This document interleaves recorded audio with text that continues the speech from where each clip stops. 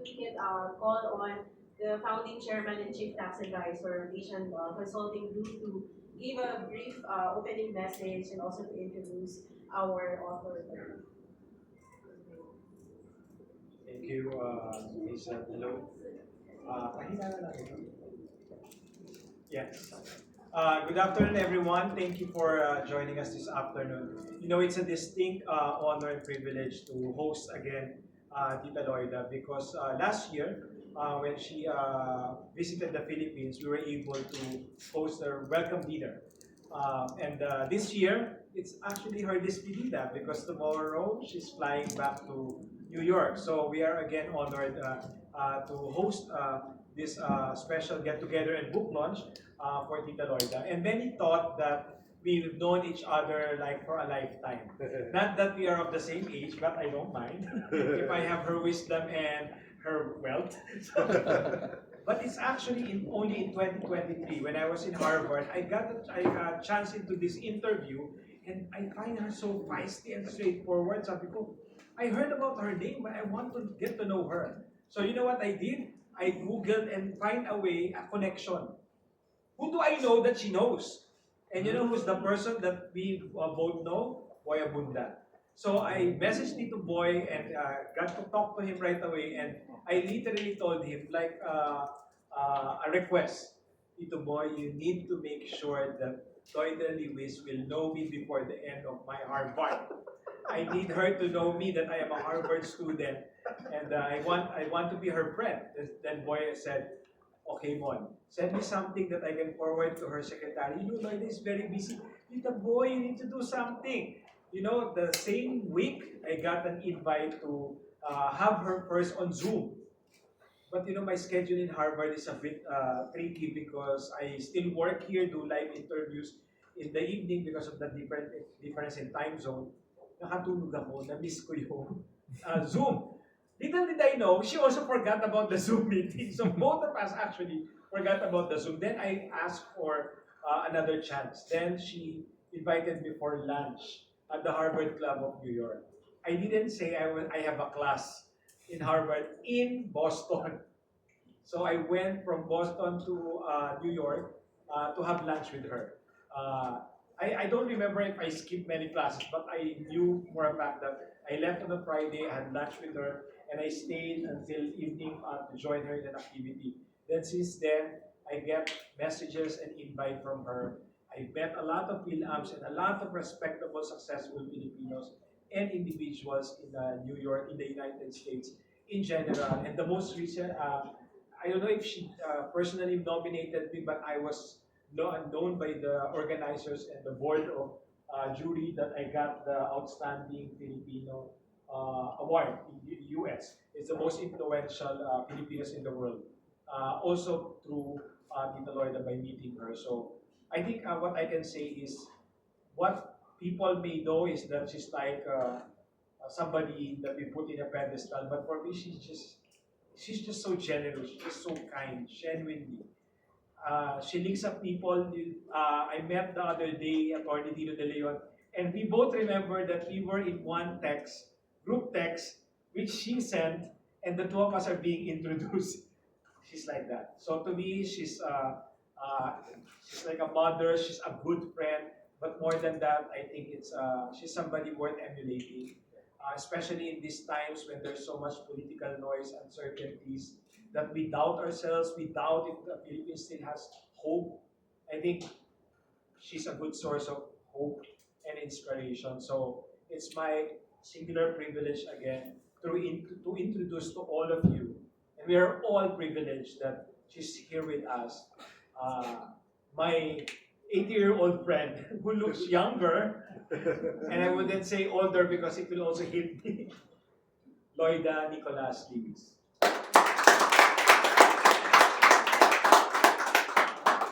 Thank you. Thank you very much. Thank you very much. Mon was a kindred spirit. When I heard his story of struggle, of grit, true grit, and for determination, sabi ko, a kindred spirit. Meron siya, ang values niya pareho ko. So when we met, it's like we've been friends forever. And so I was very, very thankful that to meet many of his colleagues here at Asian Consulting Group and some of his clients because, well, I am another generation, but Mon is this generation. So you have to study what he did, his accomplishment, and in fact, you can see it here. Ang maganda nito, work smart, not hard. So, ang galing yan. That is very, very Gen Z. Yes, you're a Gen Z. Work smart, not hard. But sa akin, work hard and be smart. Alright. So, salamat. A big hand, please, for the founder of the Asian Consulting Group, Mon Abrea. Itaas ang kamay. But since we are here for Tita Loida's book launch, why don't you share, Tita Loida, to our guests the reason behind maybe the second book and then the first book. For your information, this is her bestseller book which we launched last year, and she actually did a world tour. Unfortunately, we never got into the same continent together, but she did a world tour, and I met a lot of people who had the chance to meet her. And because of that, she wrote her third book. So if you're wondering what's the first book is How to Get. How to get a green card. So who has American Dream? Talk to her. So, Tita Loida, briefly about the book. So then we will open the floor for question and answer. Yes, I wrote this because when Mr. Lewis died, he was in the process of writing his memoir. He already had a title for it. Why should white guys have all the fun? Why? Because Mr. Lewis is African American, and he knew when he was growing up that black people were discriminated against. So when he was around 6 years old, his father and mother separated. His mother went back to her parents and had grandparents, like here, nag-aalaga, grandma, lola, and lolo, grandma and grandpa. And they were giving him a bath. Siyempre, nag-uusap yung dalawa how good jobs go to white people, that good homes go to white people. So as he came out of the bathtub with a towel around him, he said in his innocent 6-year-old mind, why should white guys have all the fun? Ibig sabihin, bakit ganyan? So in his mind, I may be black, but I will be as good, if not better, than white people. So sinusulat na yun ang kanyang book. And then he died. So when I got myself together, sabi ko, that book has to be written because it will inspire many people, and it has. Maraming nakakita sa akin for 30 years. Mrs. Lewis, I read your husband's book. I changed my life. I read your husband's book. I moved up. Parang dahil sa ginawa niya, buying $1 billion company, and he is black, they can be inspired too. And believe me, marami ngayon. In fact, may nagsulat sa akin, your husband's book was my inspiration. Now, I am the 9th African American who has a public company on the stock market. Okay, so yung mga ganon. So after 30 years, sabi ko, ako naman magsusulat din ng aking buhay. Alright? Ang pangalan, Why Should? Guys of all the fun. An Asian American, nung pinakausap ko ang Wiley Publishers, na nagsabi sa akin, why will you put Asian American? You're already limiting yourself. I said, no, keep it there. Because at that time, merong Asian hate. Pag mukha kang Asian, merong isang Pilipino, sinipa, pinupok, dahil just because she was Asian. Sabi ko, no, I want it there. Asian American. So anyone who sees it will see, and they will read the book. I am just like any person, any American. With failures, with successes, with dreams, with children. Keep that one. Asian American story of love, because I fell in love. Marriage, because I got married to the person who I fell in love with, Reginald Lewis. Motherhood, because I have 2 girls.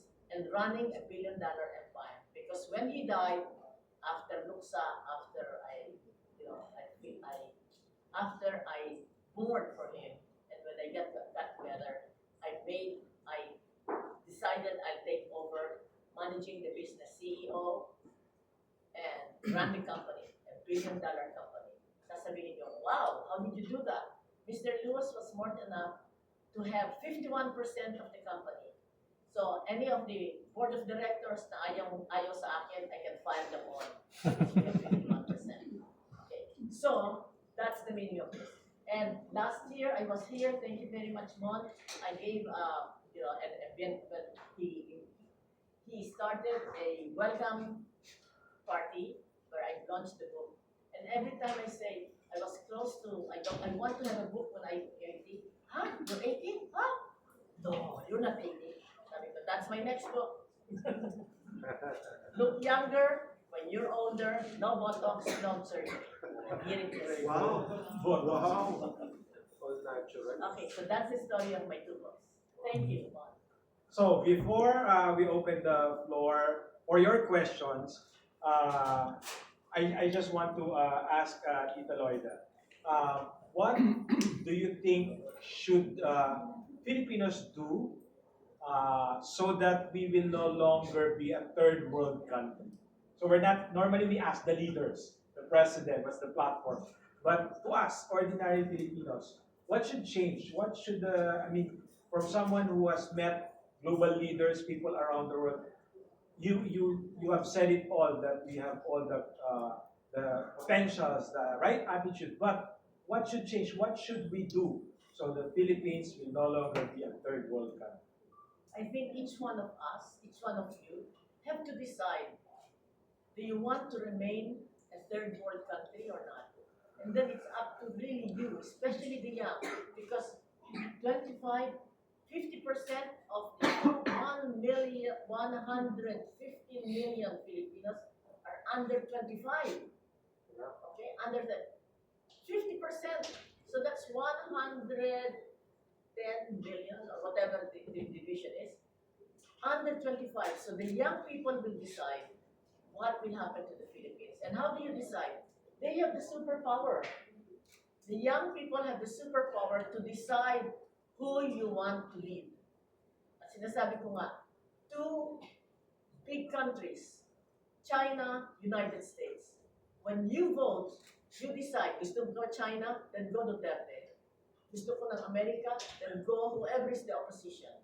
Because this 2028 will decide, province na ba tayo ng China, or we will remain an ally of the United States. There's no two ways about it. And kung kayo, hindi nyo kayo mag-organize, okay? Kung sino man ang manalo, doon na.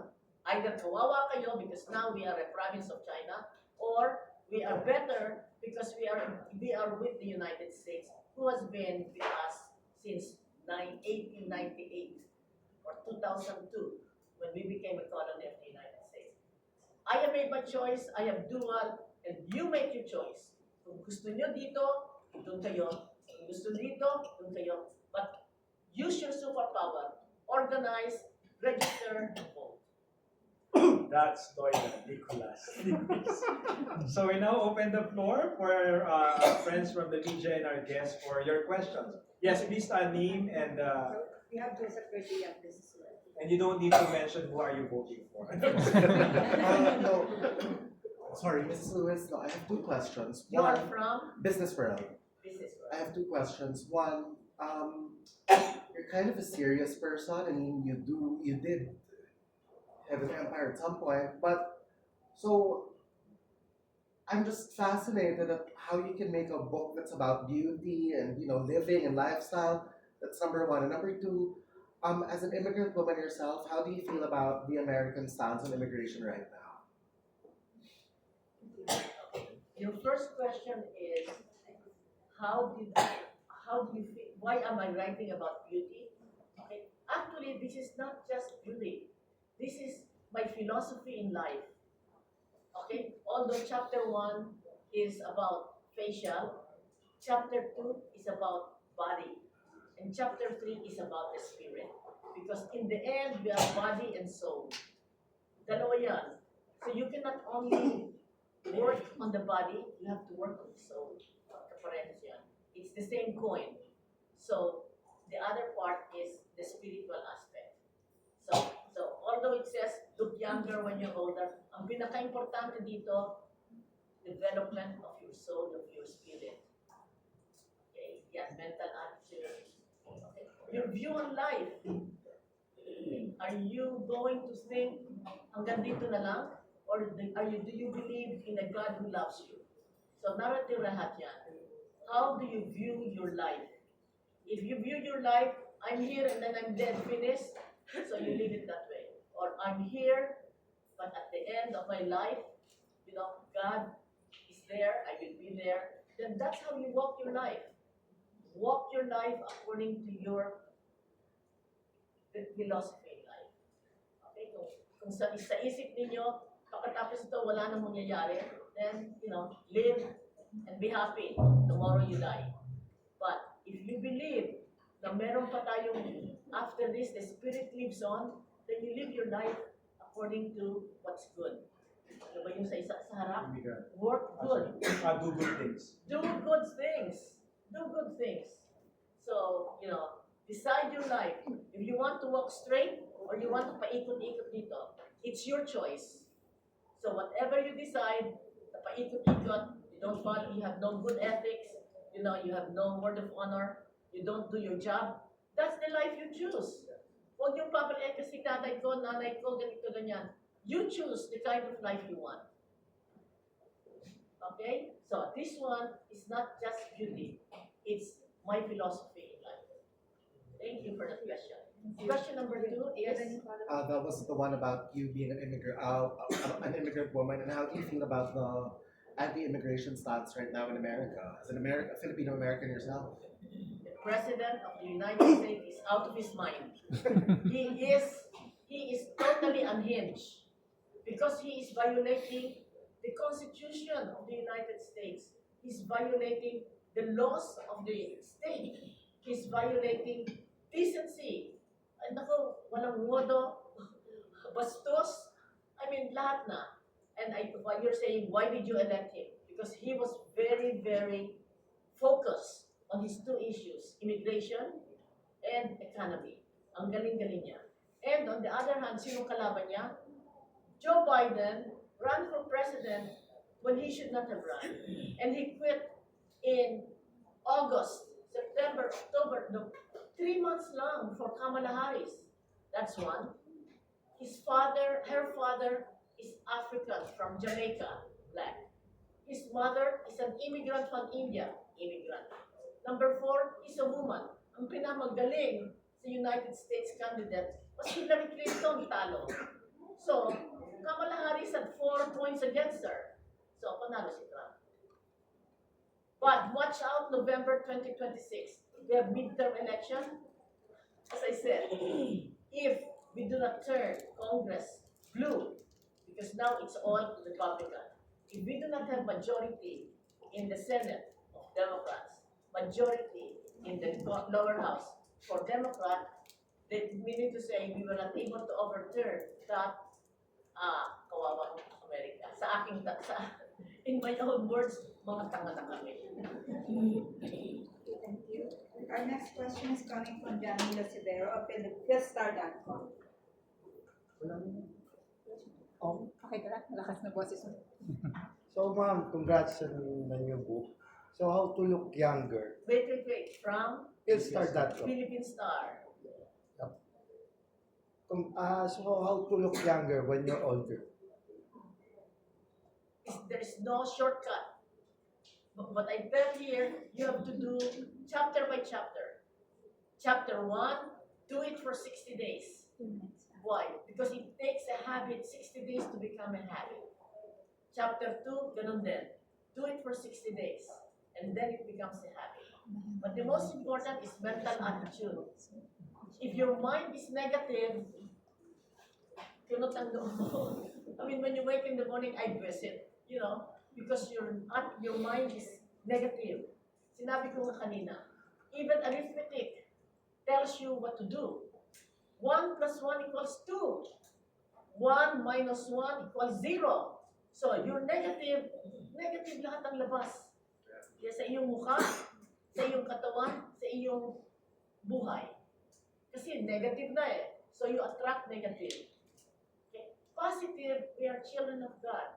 We are the only Christian nation in the world. We go to Mass every Sunday. So, if we believe that God is good and that God loves me, wow, God loves me. I am somebody. I can do it. Positive attitude. Okay, so your question, how do you look younger when you're older? This is what 80 should look like. Yeah. Nice. I like it. So ma'am, why do you think millennials look younger than their age? Why millennials? No, not millennials. Filipino. Madaya tayo sa edad. We look young. If you go abroad, they'll think you're teenagers. Those who are akala nila teenager pa kayo. You know, and they always think we're 20 years younger. Like me, nobody will think I'm 80.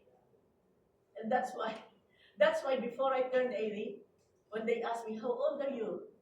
Age is just a number, and mine is unlisted. Thank you, ma'am. Okay, thank you. Our next question is from John Michael Bueno. All right. Well, of course, congratulations on the book, Miss Lewis. What? I'm John from Kumakaw.com. I'm a blogger. First of all, again, congrats on the book. I'd like to ask you a few questions, but first of all, I personally know you as a philanthropist, per se. That's the title that's connected to you most of the time. When you're doing this at this age, don't you kind of ask yourself to sometimes just take a good rest because you've worked all your life already? Well, I don't consider waking up in the morning work. I Mhm. don't consider doing the things that I do now work. I worked until when I sold the company. I Mhm. still work because I was trying to build a company. Mhm. So in other words, work is not work when you love what you do. So when you say, "Di ka ba retired na?" I never retire because there's always work to do. Okay, so it's not. Your question is, shouldn't you already work? No. No, I mean It's take not work. The question was to take a rest. to take a rest. Mhm. You rest, you die. No. Wow. No, that's the real rest. If I cannot, that's the perfect rest. Yeah. Okay, I like that. So while you're alive, you do what you want. I do what I love to do. Mhm. Okay, I do what I do. I love. Mhm. Okay, like being here with Mon, my friend, being here with you, talking to you. Okay, enjoy whatever is in front of you. Whatever you're working, do it good. Do it well. Joy is our secret as a Christian. Mhm. If you are truly believe that you are Christian, you are loved by God, how can you wake up burso? How can you wake up with a different frame of mind? If you are really Christian, God loves me. Is that great? My husband left, yes. But I'm still up. I'm still here. He left us things so that we're comfortable. Mhm. I mean, kung ano man ang buhay niyo, look at the positive side. Mhm. Okay? Your mother and father were like this, but ikaw, buhay ka, pinaaral ka, you're whatever. Just look at the positive side. And I always say, thank you, Lord. Thank you, Lord. Sa gabi, when I sleep, okay? Thank you, Lord, thank you, Lord, thank you, Lord. Tulog. Hindi ko na iniisip yun, ano ba yung ginawa ko niya? Bakit siya sinabi? No. Don't emphasize the negative in your life. Mhm. Bakit yung vampire na nasa iyong Why are you allowing yourself na umisip ng mga negative para bang may vampire dyan sa utak mo? Mhm. Why? Why did you do that to yourself? Okay. Why do negative things in your mind? All right. I hate to be devil's advocate, but just this morning, I read off a headline that 90% of 10-year-olds right now is functionally illiterate, meaning In the Philippines? in the Philippines, unfortunately. That means that most of the 10-year-olds could not read or write or understand the logic of words. That's a very sad state, but how do you look at it at the positive sometimes when it's First, I will question the source. It might be fake news. mm, Why? Because as Filipinos, we are maaruga. Mhm. We are very, very caring. Okay? We may be poor, the mother may be poor, but she may have 5 children. Aruga niya yan. But there are others who, pinapabayaan. But for me, a Filipino mother will take care of her children. And they may not be able to read, but they are loved. Okay? Now, the reading is a problem of the government. Mhm. Why? Because we don't spend enough money for education. And that's why I am supporting, and many people are supporting, Khan Academy U Philippines. What is that? Through the internet, if they have the money for the internet, you can teach children in public school better. Because she found out when she started internet in a public school, Mhm. the grading was 32, reading, arithmetic. After a year, or maybe 6 months, whatever months it is, they went up to 85 in reading and arithmetic. So it was very effective. So who has the fault? The government. The Constitution says the biggest budget should be education, Mhm. but it's not. So, gobyerno natin. All right. Well, my next question is for Sir Mon. Now, I know. Ako nag-launch ng book. I know this looks like really, really like a good thing. As the way as Miss Lewis is actually telling things. Now, I'd like to ask you, as a person who's into investments also, how good is it for people to invest in their health this year? I think always we have to really invest on our health. But investing on health is not just by taking supplements or following a 60-day gym, whatever, exercise activities. I think first is it's a mindset. Mhm. Like what Tita Lloyd is saying, to me, every waking up is really a blessing from God. Mhm. I remember sharing with Tita Lloyd that for more than 10 years, I live in a slum area behind the Lord's Cemetery. And God knows how many times and in a day, I pray that I'll be able to get out of poverty. And now that I am able to influence other people or do greater works other than just earning money, to me it's a greater responsibility that I stay healthy and alive. Mhm. Because I remember when somebody asked me if I want to join the Senate Blue Ribbon Committee for the flood control, I said, no. The last time I joined there, it affected my mental health. I Mhm. never had a blood pressure problem. When I reached Harvard, the doctors were all alarmed because nag-spike lahat the blood pressure, Vitals. lahat ng vitals and everything. And I didn't know why, because I don't think we do seek a doctor. Only rich people have family doctors. I'm not from a rich family. So to me, going to a hospital other than someone died already, or it's a cost. So, but now, after that, every year I go with my mom for executive checkup. Because my mom will not also go if I don't go. Because health is very important. None of this will matter if we die. None of this will matter if tomorrow I won't wake up. Our tax advocacy, our anti-corruption campaign, masamang damoy masasama, mahaba buhay. That's why I always say it's not enough anymore to be good to fight evil. We need to have what they have. We need to accumulate as much resources, influence, power, but do good things. And money should never be a reason to stop.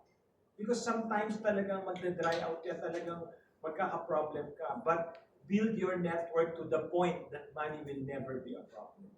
So even to our young staff, I reminded them earlier, build your network before your net worth. Huwag ka masyado mukhang pera. Maganda yun. Okay lang. I want to repeat that. Build your network. Ibig sabihin yung mga kakilala nyo. Okay? Build it up. That they know you as a good person. Alright?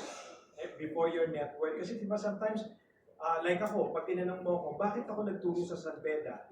First 5 years, mas malaki sweldo eh. So my only motivation then was money. And I'm not ashamed of it. Dahil hindi ako mukhang pera, mahirap kami. Kailangan ko ng pera. Ang To pinapasweldo survive. ng SGB and the rest of the big firms, less than 12,000 pesos in 2020 and 2000, kailan pa ako graduate? 2004. So imagine mo, versus 30,000 plus Mhm. as a full-time faculty sa San Beda. So ako hindi ko kinakaya yan.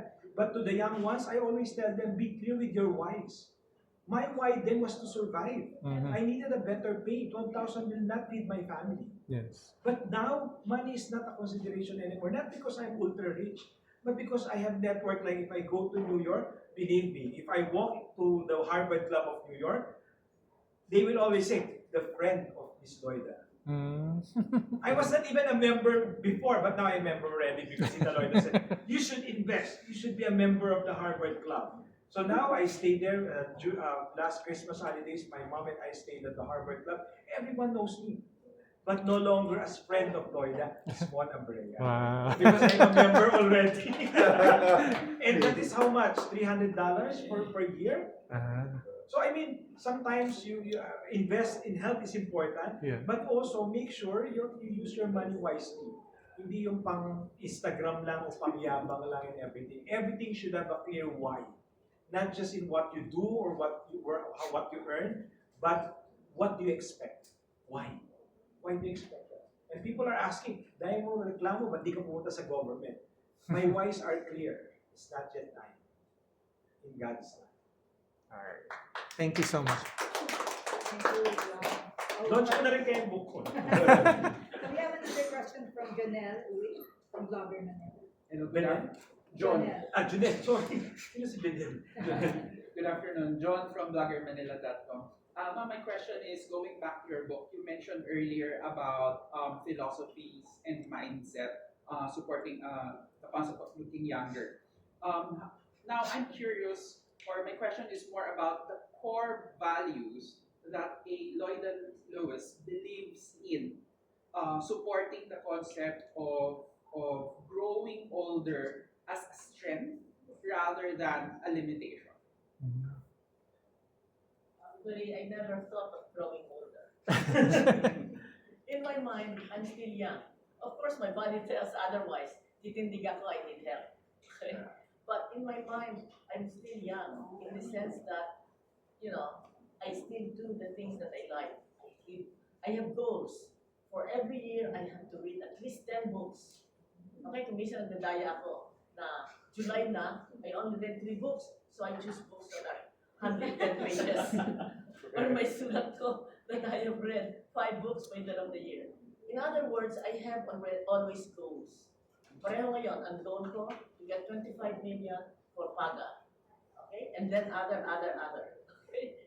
So parang ganon. So sa buhay natin pareho dito, okay? You're earning a salary, 10% kailangan invested in the stock market. Why? Because the stock market grows faster than interest in the bank. Halos 1%, 2% a year, you'll never make it. Okay, so kailangan may goal financially. Personal, of course, you cannot force somebody to love you. But if you are true to yourself, if you have value yourself, there is a man who will value what you value. Okay, so don't be worried about that. Or a woman. A woman is there that have the same values as you, and who is willing, if you are the go, to support you, and she's working too. Pero hindi kayo mag-aaway. Anong klaseng mag-asawa yan? Competing with each other. You are a team. Meron ba kayong nakitang basketball player na nag-aawayan? They'll never win. So if you decide to get married, you're a team. Ano ba ang goal natin? Financially. Anong goal natin? Children-wise. Anong goal natin? As financially, personally. Religion. It's okay if you are of different religion, but you respect each other. Professionally. Yan, mga goals nyo. So for the young women who are here, set your goals. Okay? Don't set your goals.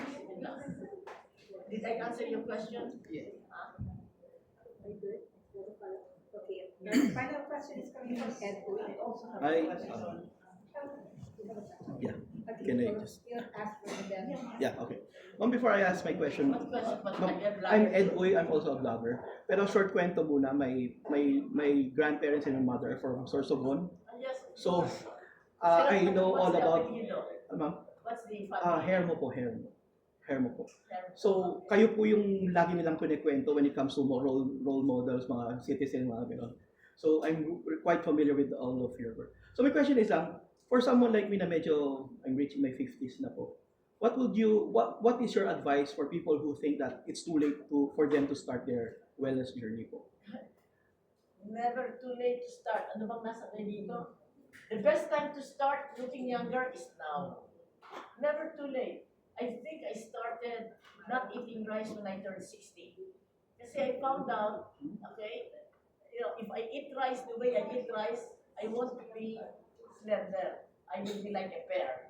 Kaya ayoko nun. Lalo na, ang daming binili ni Mr. Lewis na mga mahal na mga paro from Paris because we lived in Paris for 5 years. So sayang naman, I will not be able to wear those expensive clothes. So I decided I will not eat rice. Ang bigat. My body could not accept na wala ng rice. In other words, my body rebelled. So sabi ko, I cannot shock my body. So I decided, first year, no second serving. Second year, isang tasa. Third year, kalahating tasa. Fourth year, 1/4 tasa. Fifth year, wala ng rice. Kala ko na wala na yung tasa. In other words, I knew my body kasi nga, para ba cold turkey was not good. So, I made my body be accustomed. Ganun lang. There is no shortcut to looking younger. Walang shortcut yan. Yung mga nagbobotox, gusto nila shortcut. Yung mga nag-surgery, shortcut. But if you do it now, at 50 or at 60, you're good. So, may 4 years pa ako bago itapon ng tasa. Pakisabihan yung cook, huwag na magluto ng rice. Thank you, ma'am. Thank you. Simulan na natin. Okay, thank you. Yeah, Madam Loida. Yes, you know naman that we've known each other for the longest time because our parents are of the same business in the furniture industry, and our parents belong to the same organization. So I've been hearing about you, the very intelligent daughter. Yeah. Anyway, I have 2 questions for you. The first is, did it ever cross your mind? I know and I have the impression that you really, really love your first, what do you call this? Your first love, your husband, Mr. Lewis, but then he passed on. And did it ever cross your mind to follow him? I mean to say, to go with him when he passed on? I'll answer the first one.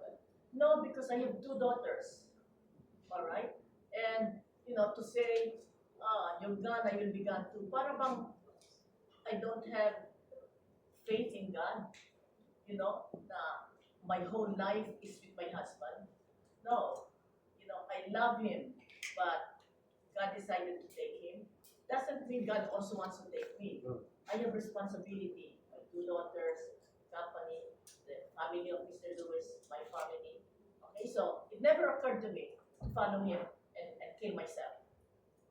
Second question is, how does your daily regimen go?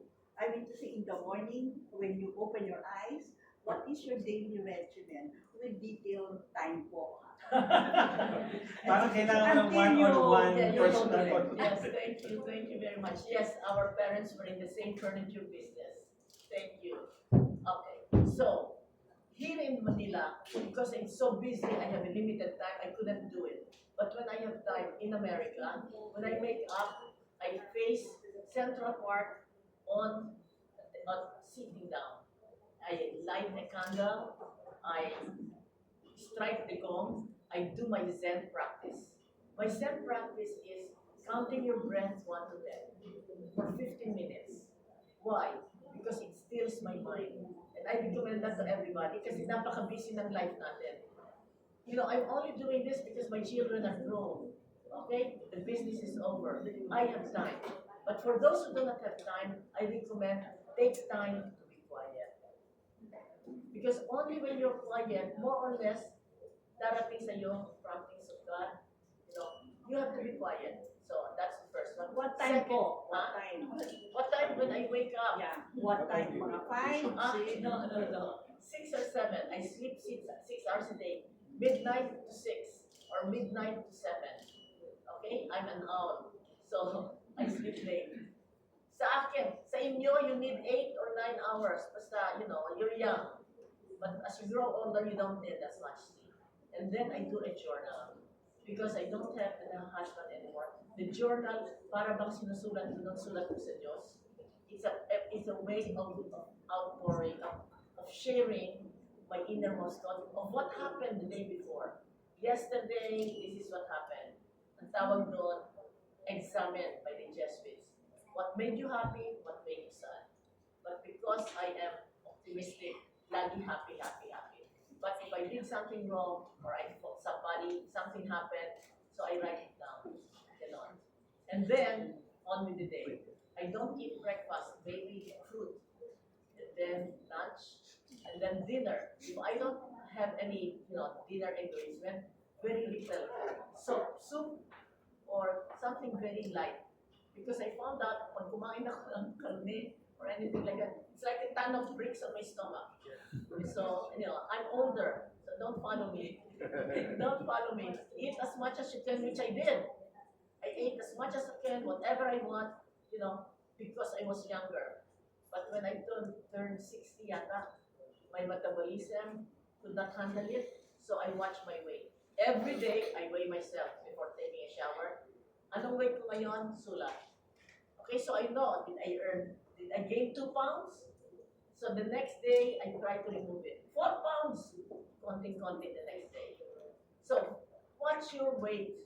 Because kung hindi, you will just grow and grow and grow. Mamaya, before you know it, you're 20 pounds heavier. So just, Thank you.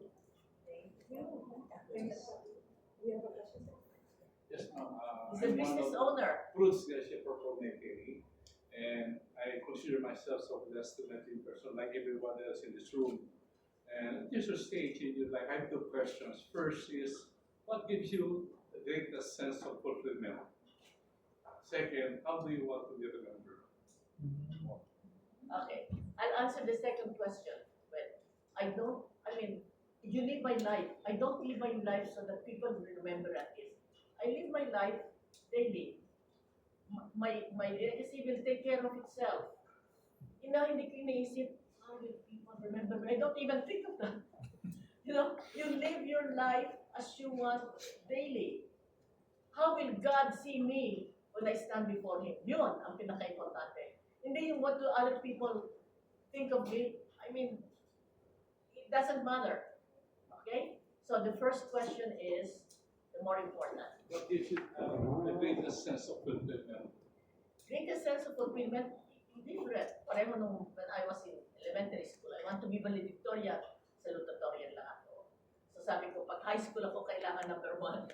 So I worked hard, I studied hard, so I was valedictorian.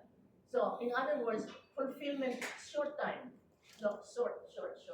When I had 2 children, I wanted them to be good children. I wanted them to have values as me. I want them to work hard. They're students, they should study hard. Ayun nga, 2 of them graduated Harvard cum laude. Okay? My husband has very high dreams. Okay? So, I decided to marry him because I know he's the rocket ship. So, pag nagagalit kami, I don't talk. Hindi ako sumasagot. Why? Because when I was growing up, Mama and Papa taltalan, cats and dogs, oh my God! Mama will say something, Papa does not understand, Tagalog na yun, iba ang dating kay Papa. Papa will talk in Tagalog, iba ang dating kay Mama. Parang bang, you talk. So I decided, if I'm getting married, because I was not getting married then, I will not answer. So when Mr. and Louis and I have some disagreement, I don't talk. Iiyak na lang ako. Dahil sa yung sinasabi niya, hindi tama sa isip ko. Una muna, so pag iyak ko, panalo na ako. He stops. I don't cry because I want him to win. No, I cry because mali yung sinasabi niya. Okay, so those are what they claim fulfillment. I set goals. Goals, different goals, pareho nung, for children. For Mr. Lewis, I am a positive force because he's black. Ang mga insulto sa kanya, ang mga putang sa kanya. So when he comes home, may sasabihin na ka, boom! Mura! Blip, blip, blip, blip, blip, blip, blip, blip, blip, blip. Tama sa akin. If I don't understand that he is black out there fighting dragons and monsters, pagbalik niya sa bahay, hindi ako dapat monster. Hindi ako dapat dragon. Okay? So when he comes home late, hindi yung, oh, uli ka na naman. No. Darling, you eat that? You want the massage? Okay? I have to be the oasis for him to come home. Dahil sa black, he is black, negro. America, napaka-racist. So I have to be his, parang spring of water. So what gives me fulfillment? That I was able to help my husband go to his dream. Okay, yun. Fulfillment, hindi yung, tapos na ako. No, you said. So my dream now is to get really 25 million for the Filipino Americans. And if that happens, Dollars. $25 million pala. $25 million. Because they deserve it. Kasi baka gusto niya mag-contribute. Dollars. Okay? But America should do it. Yun. If I get it, wow. Galing. There is a saying that we should not live to work, but we should work to live. Or not work to live, but live to work. But I think today what we realize that we should work and live to fulfill our mission. And not everyone is given a chance to even think about that. As mentioned earlier, for most of our kababayans, poverty is such a huge bottleneck for them to even think of the next election or of the literacy rate or even climate change. But I think what is demanded from us all after hearing Tita Loida sharing is, it is a decision that each of one has to make. If you want to be a better country, we need to be a better citizen. If you want a better world, then we have to be better people. And taking care of ourselves, whether wellness is just physical or spiritual, it has to be not imposed by social media or other people, but it is a decision also that we have to make personally. My dilemma now is being friends with Tita Loida. Honestly, I call her Tita Loida in public, but I call her Loida. We're equal. I feel guilty because I think there's no month in a year that passed by that she would not message me. She's a good friend. If she gets to see an interview, my interview, nasa US siya na, basta napanood yung interview ko, she would send the link and comment. Meaning with details. Whether I did well or not, or what she wanted me to add for. Detail. When she met the First Lady, she shared it with me. There's detail. It's not like, kasi diba minsan meron tayong tendency para lang magawa masabi. Sa kanya hindi pwedeng basta na lang. It's always with intention. Very intentional. And I'm very touched when my mother spent Christmas in the US. The day before she flew to Manila, she hosted a lunch for my mom. Ako lagi ko sinasabi, many people will claim that they are my friends or they know me. But only those who met my mom, or who at least spent with my mom, my nephews.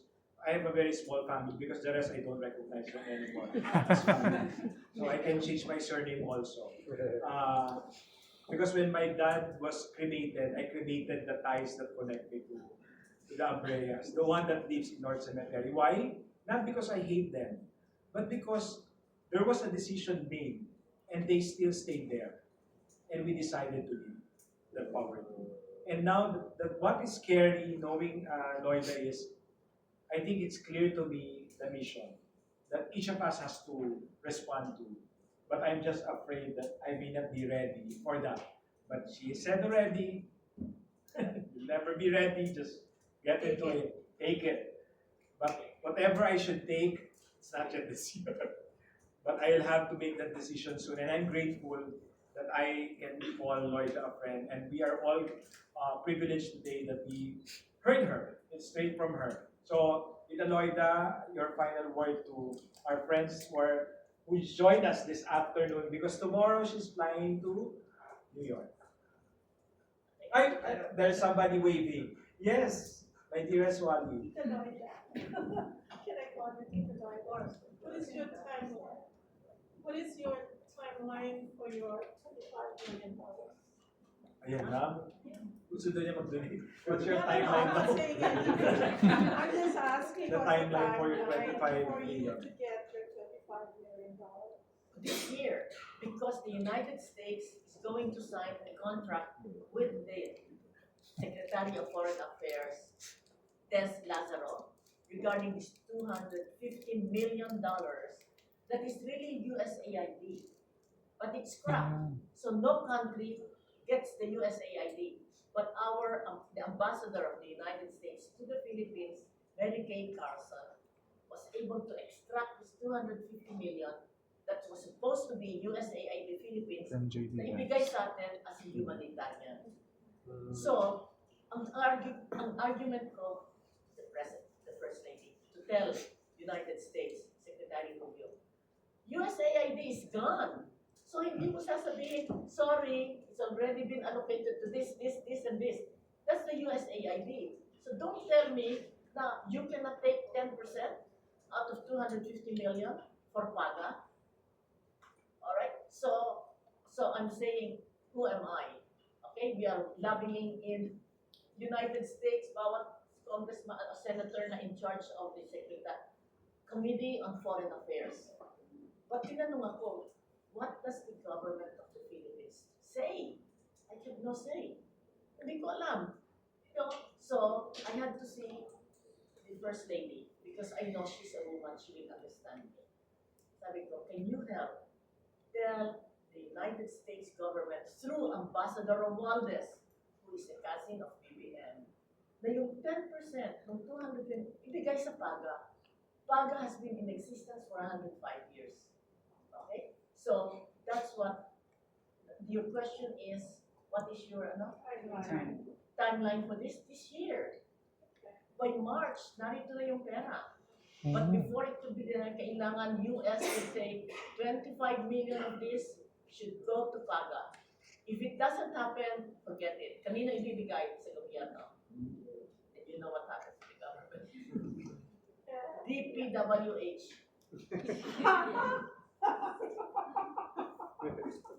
One second question with PAGA. I'm not very familiar with it, but you said it has something to do with helping the Amerasians. It has something to do with giving, enrolling, helping Amerasians get an education. If they are able to identify somebody at 6 years old, all the way to college. So they have helped 5,000 already up to college. But ngayon, 100 they're sending to school. There's 200 more waiting in the wings. Bakit? Anong nangyayaring waiting? Kulang ng pera. Okay? So they get donation from people, and then whatever they have, yun ang tulong nila. So sabi ko, it's high time for the United States government to recognize this and give 10%, 25 million of that to PAGA. Dali lang. Sige. That's also another thing. Dollars? Well, that's another thing with Tita Lloyda, which I hope did not just inspire us, but help us to make a result. It's always greater than herself. So imagine for all the things that they love in the US and now also with the Philippine government. Ang daming matutulungan. So I think that's also something that would help us. Sometimes we endure so much our personal pains, but we forget that there are so many people who are struggling much, much worse than us. And maybe that will give us more strength and more courage to do something even better. So, thank you very much, Tita Lloyd. No, I want to know, sino sa inyo ang nakakita ng vlog, my Lloyda Lewis podcast with Mon Abrea? Yeah. You have not seen it? Please, go to the internet, YouTube, Lloyd Lewis podcast, Mona Brea. He appeared few weeks ago. Okay? So, when he said 10 years nakatira sa squatter area. 10 years. So, nung nag-aaral siya sa San Beda, ang daming mga rich people, naroon siya sa library nag-aaral. Why? Because he cannot afford to buy books. Doon, aral siya. Why? Because he said, I don't want to be poor. And education is the key out of poverty. 10 years sa hirap. So, for all of you who are saying, ano kaya ang buhay ko? You can make your life better, plan it. But you have to do the work. Aral siya, naging number 1. He was number 1 in his class.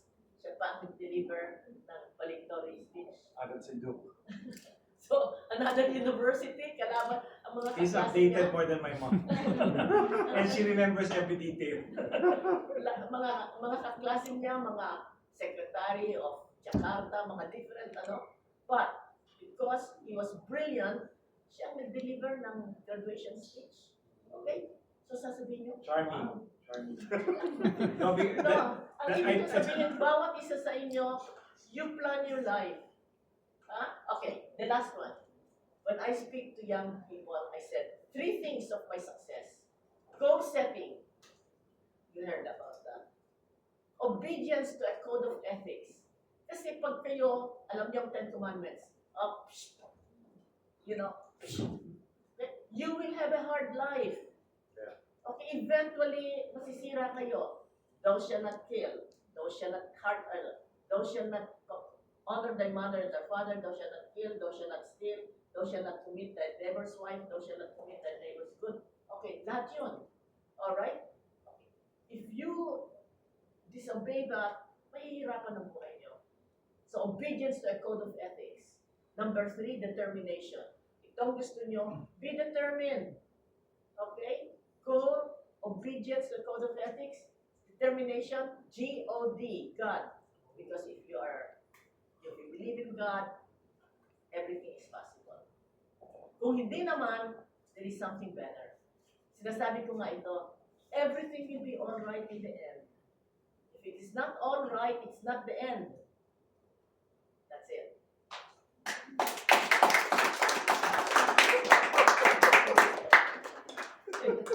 Thank you. Thank you very much, Ms. Lloyd.